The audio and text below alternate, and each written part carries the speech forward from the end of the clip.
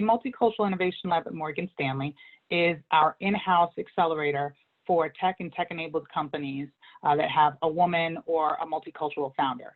And multicultural, we're defining that as Black, Asian, or Hispanic.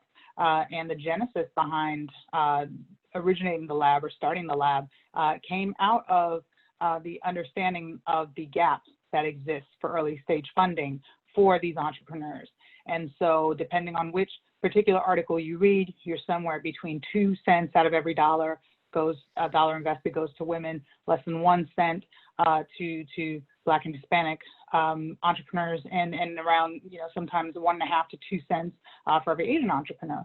And so when we think about how companies grow and get big and eventually become clients of the firm, your IPOs, your large M&A transactions, you start to think, if we were able to close that gap, what might those companies look like going forward?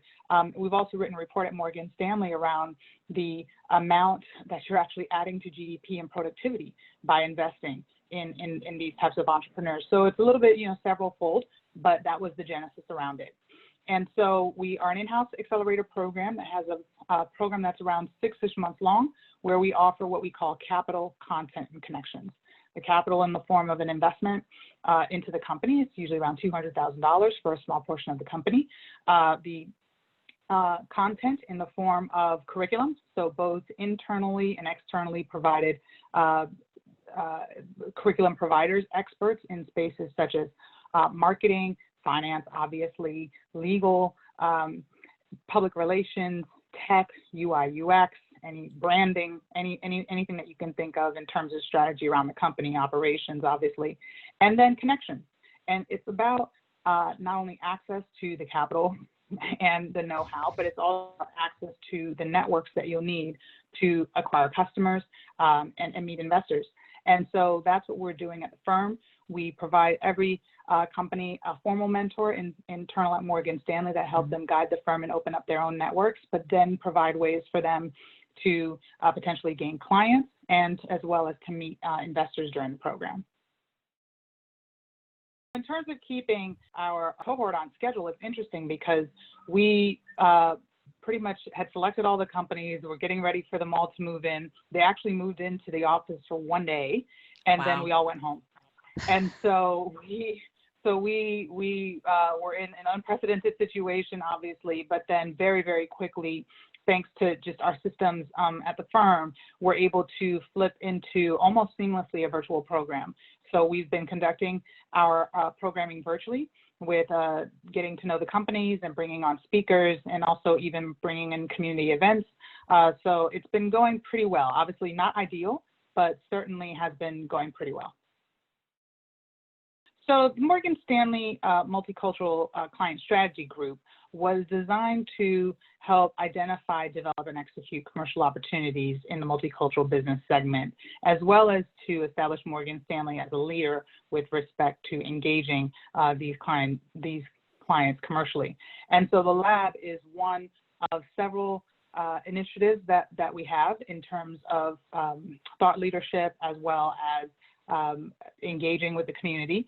And so we do a conference that is every June, and we'll be doing one virtually this year as well for the senior most executives of color in corporate finance, financial services, academia, media, et cetera.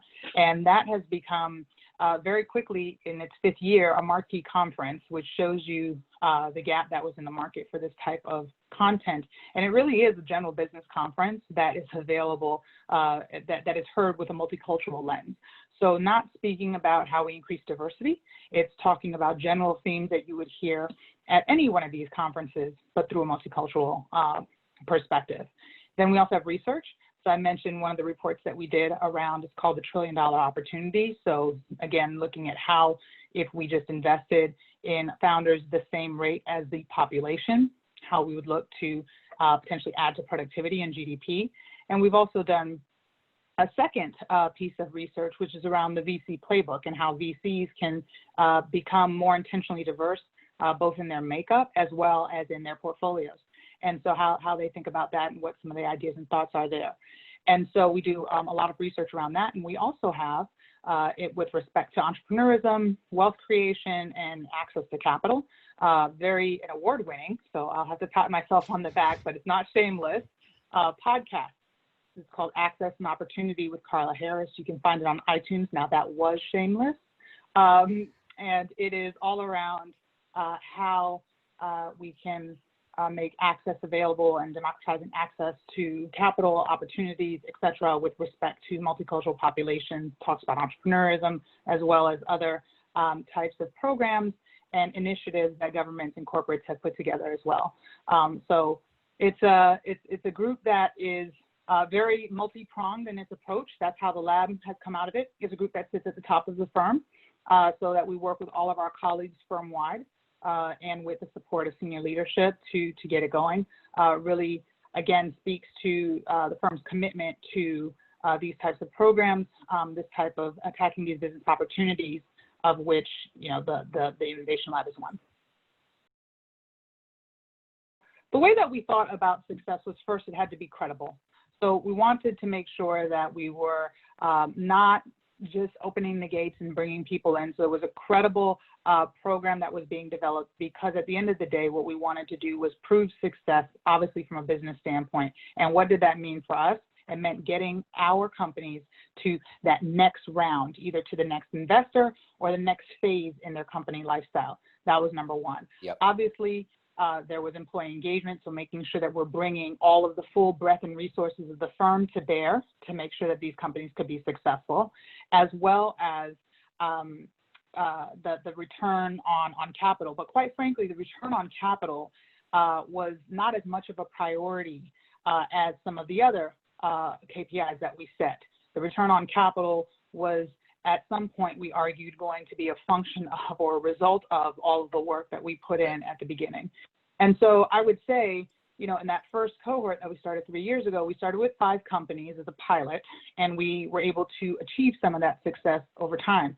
So of the 5 that we invested in, we had 2 acquisitions, we had 2 increased funding rounds, we had Fortune 10 contract, we had a pilot with Morgan Stanley, and so we had pretty good outcomes, granted small sample size, but pretty good outcomes with respect to that first cohort that said, okay, this is definitely something that is A, needed, number 2, addressable, and addressable in a way that defines outcomes that begins to chip away at the business case for investment in more diverse founders. Well, I think a lot of it continues to come into the data points around success stories, positive success stories with respect to the businesses that are being invested in. And so I would say, on the one hand, as much as it could sound and could be slightly frustrating that diversity may not be a priority, you know, for the VC community, I don't know that folks are malicious, but the system that has developed certainly is one that's more exclusive than not. And I think a lot of it is around even how VCs run their own shops. And so at the end of the day, if you need to beat the next guy, and if the cash is the commodity, and there's a lot of it flowing around, particularly in the early stage space, and I've got a new fund, but I've got to beat the person that's been here for 20 years, then I might just look at their investments and say, let me figure out what that formula was and do the same thing. And unfortunately, that crowds out certain entrepreneurs. Obviously, if my networks are limited, then my investments are going to also be limited with respect to diversity, which is why, by the way, we have probably made such a splash into the ecosystem as we have, because now you say, oh, Morgan Stanley just invested in a bunch of diverse entrepreneurs. Yes. Let me see their portfolio. And so even seeing those data points come around has been interesting. Having VCs that may be less or may look to be more exclusive than you'd like them to be, coming to us and saying, can we look at your portfolio? Can we come and interview some of these entrepreneurs? Can you introduce us, make introductions, because we're serious about this? That's music to my ears. And I think that there are other VCs, other programs doing the same. So that's how we get started.